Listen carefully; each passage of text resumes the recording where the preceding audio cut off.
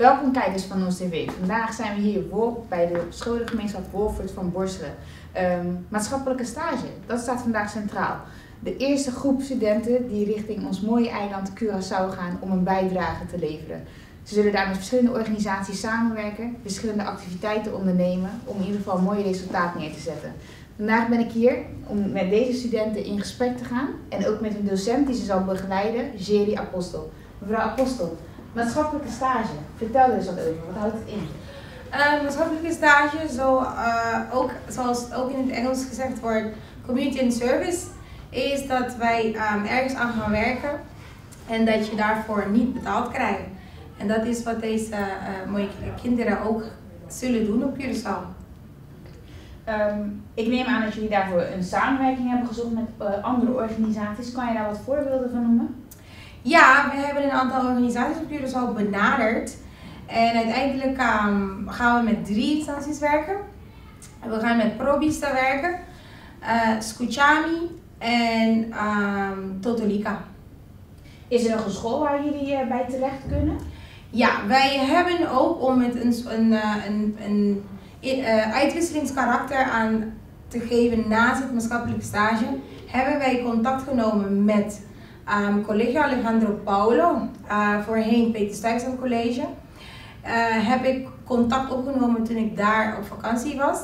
En wij hebben een mooi samenwerkingscontract. En elk kind wordt dus gekoppeld aan een leerling van de school. Hoewel maatschappelijk stage op Curaçao nog niet bekend is op de middelbare scholen, worden zij allemaal gekoppeld aan een leerling en zij zullen met z'n tweeën dan overal gaan om maatschappelijk stage te doen. Okay. Ik kan me voorstellen dat dit voor jullie de eerste keer is en voor sommigen dan, ik weet niet wie misschien al eerder is geweest.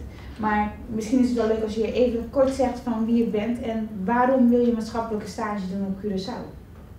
Zullen we bij jou beginnen? Ja, ik ben Roxie Michel, ik ben 16 jaar en ik ben op Curaçao geboren. Dus het lijkt me heel leuk om op mijn eiland, zeg maar, bijdrage te leveren aan het doen. Hallo, ik ben Kevin Kerk, ik ben 16 jaar en ik denk dat het zeer nuttig is, ook voor de mensen daar, maar ook voor jezelf om daar echt wat bij te dragen aan de lokale gemeenschap daar zo. Ik ben Goy Vu, ik ben 15 jaar en ik ga naar Curaçao omdat het me heel erg leuk leek en ik wil graag een steentje bijdragen aan de maatschappij daar. Ik ben Nouri Isaac, ik ben ook 15 jaar oud en ik wil heel graag naar Curaçao omdat ik ken het eiland eigenlijk al, maar ik wil het heel graag een steentje aan bijdragen. Ik ben Kelly, ik ben 16 jaar. Het lijkt me gewoon heel leuk om mensen te helpen in een ander land en het zal ook heel leerzaam worden. Ik ben Kieran, ik ben 15 jaar. Ik ben vaker naar Curaçao geweest en ik ben heel erg blij dat ik kan helpen op het eiland. Ik ben Laila, ik ben 17 jaar. Ik ben nog nooit op Curaçao geweest, maar het lijkt me echt heel erg leuk en heel bijzonder om daar aan de maatschappij wat mee te bedragen. Okay.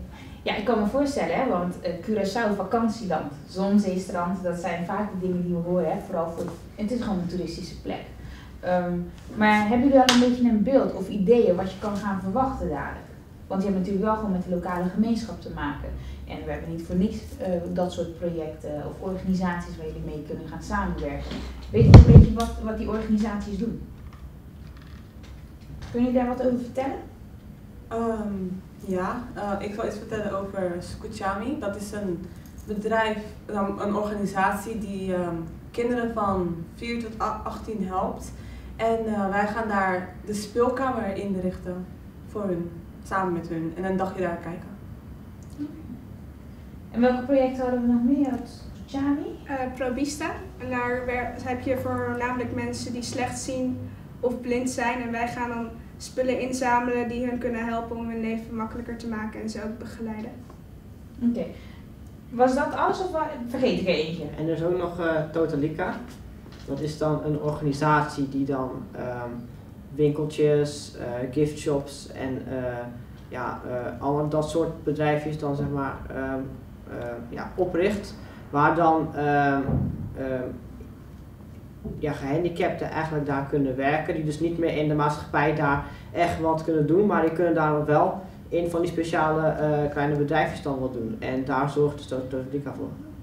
Als ze ook een kans hebben. Oké. Nou, dat klinkt wel heel erg concreet. Dus jullie precies weten wat jullie daar kunnen gaan doen en wat voor steeds jullie daar kunnen bijdragen. Wat denken jullie verder?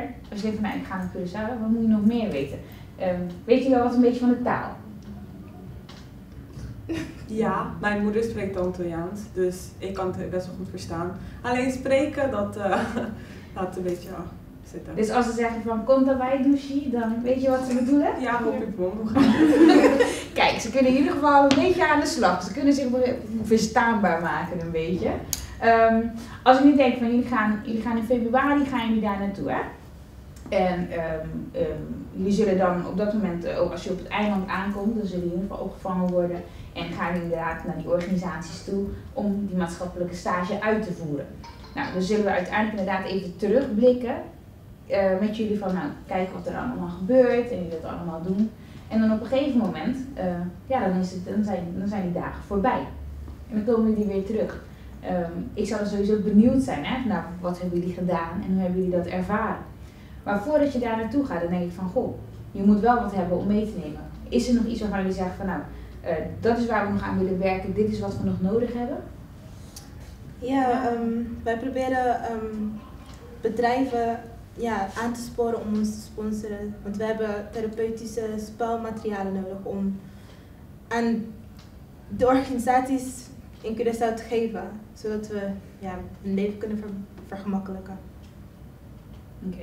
Dus dan heb je het over sponsoren. Hè? Dus wat willen jullie dan? Hebben jullie zeg maar echt geld nodig om die dingen te kopen? Of zeggen jullie van, geef ons, als we het hebben over therapeutisch speelgoed, dit is wat therapeutisch speelgoed is en dat ze dat kunnen geven? Of is het dat ze allebei kunnen geven? Ze kunnen op zich allebei geven. We willen wel heel graag spullen zodat we dan echt aan hun kunnen geven. Bijvoorbeeld, ik ga voor Probista. En daar hebben we speciale boeken voor nodig. Met bijvoorbeeld grote lettertypes en In braille? Ja, en ook Daisy-spelers, dat zijn Leuke activiteiten. ja, dat zijn gewoon zodat ze beter kunnen luisteren. Die in ieder geval past bij in ieder geval wat zij er in ieder geval beter mee uit de voeten kunnen dan wat ze op dit moment hebben. Ja. En als alles staat ook, we hebben een website in elkaar gezet. En het is www.maascuraçao.wordpress.com. En daar staan meer informaties, ook het sponsorbrief wat we allemaal nodig hebben. En dat is het. Kunnen mensen dadelijk ook zien in ieder geval als jullie terug zijn van hoe hebben jullie het eigenlijk ervaren? Kunnen we dan teruglezen van hoe Kevin het eigenlijk vond? Of wat Leij zegt van dit was mijn eerste keer en dit is wat ik een ander mee wil geven. Ja. Is dat ook wat allemaal dadelijk op die site te vinden? Ja, we gaan ook een soort blog houden. Dan gaan we dus ook echt opzetten van elke keer van wat denken we nu, wat hebben we dus nu al bereikt en wat we dan nog meer gaan verwachten van wat er nog te komen. En ook foto's en video's enzovoort. Ja, dat is het belangrijkste natuurlijk, hè? Want ik hier in Nederland wil natuurlijk wel weten wat jullie daar hebben gedaan. Ja. En ja, het is natuurlijk ook leuk op het moment, ik denk dat het volgend jaar misschien ook weer een groep is, als jullie komend jaar, als het een succes is, het jaar daarop, dat er misschien weer een andere groep is die wil gaan en die wil weten van wat hebben jullie ervaren, waar kunnen ze volgende keer rekening mee houden en misschien wat moeten ze meer van de taal leren. Ja, dat kan, dat is niet hoe moet ik het zeggen? Dat is niet iets wat je moet vergeten, want het zijn soms een klein dingetje waarvan je denkt toch van daar had ik me wel even misschien wat makkelijker bij gevoeld. Als ik dit zo hoor, wat ze allemaal te wachten staat, in februari, wanneer ze naar Curaçao gaan om een maatschappelijke stage uit te voeren, zou ik zeggen van NOS TV wacht ze daarop en volgt ze op bepaalde momenten om te zien wat ze doen en hoe ze dat doen. En hoe onze gemeenschap dat uiteindelijk zal ervaren. En op het moment dat ze weer terugkomen in Nederland, zullen we samen met ze terugkijken hoe ze het hebben ervaren en wat ze de volgende groep eigenlijk wil meegeven. Als ik nu terug heb geluisterd naar alles wat ze hebben gezegd, is het zeker niet onbelangrijk om even een kijkje te nemen op hun site www.maascuraçao.wordpress.com. Daar kun je alle informatie vinden. Wil je deze groep jonge studenten in ieder geval steunen en desnoods met materiaal of wellicht door middel van geld, om dit in ieder geval te kunnen realiseren. Nou, hun verblijf en alles hebben ze zelf al in ieder geval voorzien. Dat is de bijdrage die zij persoonlijk leveren. En nu hebben ze nog uw steuntje nodig in de rug om in ieder geval dit waar te maken. Ik zou zeggen tot dan, op Curaçao, februari 2012.